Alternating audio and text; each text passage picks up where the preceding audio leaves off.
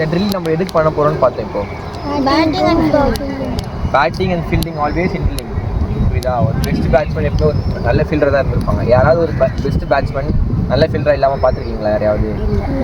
Best ஃபீல்டரே அவங்களால batting பண்ண முடியும். ஏன்னா இப்போ பால் உங்களை ட்ராவல் ஃபேஸ் பண்ணி வருதா, பால் ஃபேஸ் பண்ணி வரும்போது அதை பெட்டராக ஹேண்டில் பண்ணுற டிசிஷன் உங்களால் எடுக்க முடிஞ்சா அதை நீங்கள் ஃபீல்டிங்லேயும் அப்ளை பண்ண முடியும், பேட்டிங்லேயும் அப்ளை பண்ண முடியும்.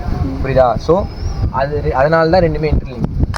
நீங்கள் எந்த அளவுக்கு பேட்டிங் ப்ராக்டிஸ் பண்ணுறீங்களோ அதுக்கேற்ற மாதிரி ஃபீல்டிங் ப்ராக்டிஸும் பண்ணிங்கன்னா உங்களுக்கு பேட்டிங்கும் நல்லாயிருக்கும், ஃபீல்டிங்கும் நல்லாயிருக்கும். ஸோ இப்போ நம்ம என்ன பண்ண போகிறோன்னா, பாலில் எந்த பொசிஷனாக நான் பேட்டிங்கில் ஆடுவேன், ஃப்ரண்ட் ஃபுட் நான் ஆடுறேன், எந்த பொசிஷனாக நான் பேட்டிங் ஆடுவேன்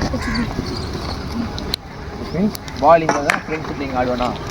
ஸோ பால் என்ன ட்ராவல் அது வந்து என்ன பால் ட்ராவல் பண்ணி என்ன நோக்கி வருது, ஃபீல்டிங் பண்ணும்போது பால் என்ன நோக்கி வருமோ அப்படி பண்ணி போகுமா.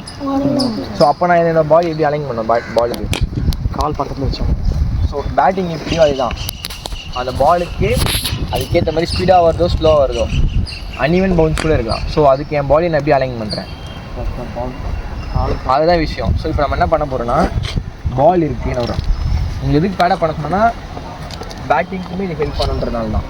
சரியா? நம்ம இதுக்கு முன்னாடியே பேசியிருப்போம் கிரிக்கெட்டில் எப்பவுமே நீ ஃப்ளெக்ஸ்டாக இருக்கணும்னு சொல்லிட்டு. ஸோ இப்படி ஓட முடியாது, நீ ஃப்ளெக்ஸ்டாக தான் இருக்கும்ன்றதை நம்ம பேசியிருக்கோம். ஸோ அதே தான் அதே ஃபார்முலா இங்கேயும் அப்ளை பண்ணுறோம். நீ ஃப்ளெக்ஸ்லேயே இருக்கும். நீ இந்த ஒரு பாலை பிடிச்சி அடுத்த பாலுக்கு போகும்போது எந்திரிக்கக்கூடாது, பெண்ட்லேயே தான் இருக்கணும். பேட்டிங் இப்படி தானே இருக்கீங்க, ரிஸ்க் ஆடுவீங்களா, பேக் ஃபுட்டோ ஃப்ரண்ட் ஃபுட்டோ இப்படி தான் இங்கேருந்து இவ்வளோ தானே, அதே தான் ஃபீல்டிங்கும். ஓடுறீங்க, ஓடுறதுக்கும் ஓடலாம், ஓடிட்டு பால் சர்டன் டிஸ்டன்ஸ் என்ன பண்ணணும்னா கொஞ்சம் பெண்ட் பண்ணிக்கணும். பெண்ட் பண்ணி பாலை பெண்ட் பண்ணிக்கணும். நெக்ஸ்ட் பால் அதே மாதிரி நெக்ஸ்ட் பால் புரியுதா? ஸோ இதான் பண்ண போகிறீங்க. இதில் சின்ன விஷயம் அப்போ அப்ளை பண்ண போகிறீங்கன்னா பாடி அனுப்பி பண்ணுறாங்க. உங்களோட பேக் லெக் இருக்குல்ல, உங்களோட பேக் லெக்கை பால் லைனில் வைக்கணும்.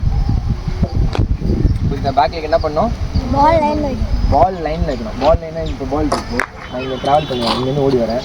சப்போஸ் நீங்கள் கேட்கலாம் சைட்லேருந்து ஓடி தான் நான் என்ன பண்ண முடியும் அப்படின்னு சொல்லிட்டு. சைட்லேருந்து ஓடி வந்து இங்கேருந்து பாலுக்கு அலைங்க ஆகிடும். இந்த பக்கத்துலேருந்து ஓடி வரீங்கன்னா கூட வந்துட்டு பாலுக்கு அலைங்க குயிக்காக. புரியுதா? ஸோ இப்போ நம்ம ஃபுல்லாக ஃபஸ்ட்டு ஸ்பீடாக போயிடணும். ஓகே, நெக்ஸ்ட் அடுத்தடுத்த ஒருத்த பாலுக்கு நீங்களே அலைங்க பண்ணிக்கணும் அடுத்தடுத்த பாலுக்கு. புரியுதா? பால் டிஸ்டன்ஸ்லேருந்து ஷார்ட்டாக இருந்துச்சுன்னா பால் போலிங் போடும்போது வேகமாக வரும்போது நீங்கள் எப்படி ரியாக்ட் பண்ணுவீங்களோ அப்படி தான் இங்கேயும் ரியாக்ட் பண்ணுவீங்க. அப்படின்னு தான் ஃபாஸ்ட்டாக வரும்போது எப்படி ரியாக்ட் பண்ணுறீங்களோ அதே தான் இங்கே அப்ளை பண்ணுவீங்க. ஸோ எல்லாமே பால் பொசிஷனும் கரெக்டாக இருக்கும். பாலோட பொசிஷனும் கரெக்டாக இருந்தாலே போதும், க்ளீனாக வந்துடும். ஸ்டார்ட் பண்ணுங்கள். ஒரு லைனில் ஒருத்தர் இல்லைங்க, ரஷ் பண்ண வேண்டாம், உங்கள் ஸ்பீடுக்கு பண்ணால் போதும், ரஷ் பண்ண வேண்டாம். மேலே எழுந்திருக்கிறீங்க, அதுவும் பண்ண வேண்டாம், கீழே இருக்கலாம், பெண்ட் பண்ணியிருக்கலாம், கீழே பெண்ட் பண்ணி